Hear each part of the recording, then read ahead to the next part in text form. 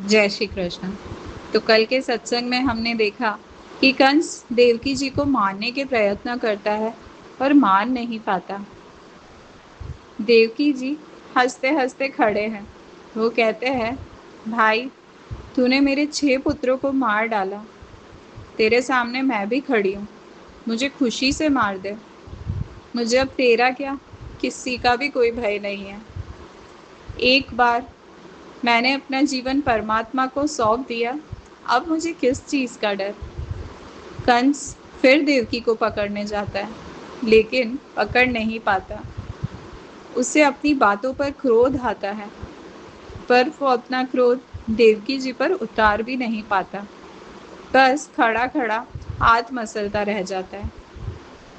जब मनुष्य को बहुत क्रोध आता है तो वो अपने हाथ मसलने लगता है। अब कंस को खुद समझ में नहीं आता कि क्या करूं क्या ना करूं।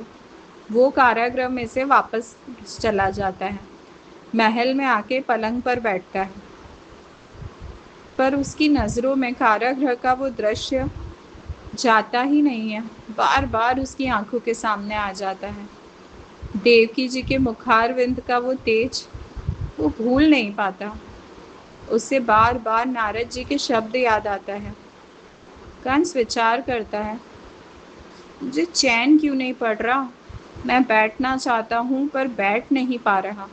आकुल व्याकुल हो जाता है। कंस को लगता है चलो कोई बात नहीं, थोड़ी देर सो लेता हूँ।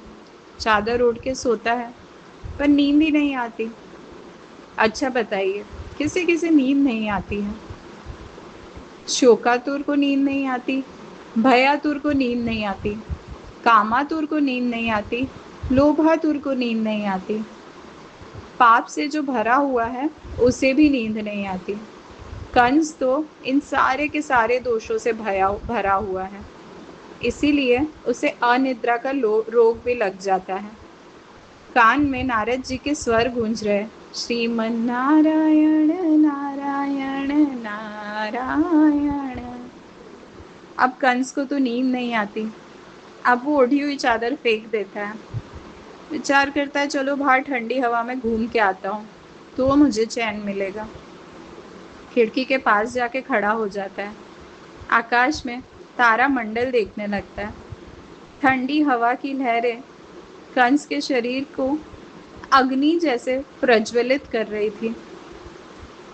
उन्हें बार बार लग रहा था कि मेरा दुश्मन इस दिशा से आएगा या उस दिशा से आएगा। ठंडी ठंडी लहरें भी उससे सहन नहीं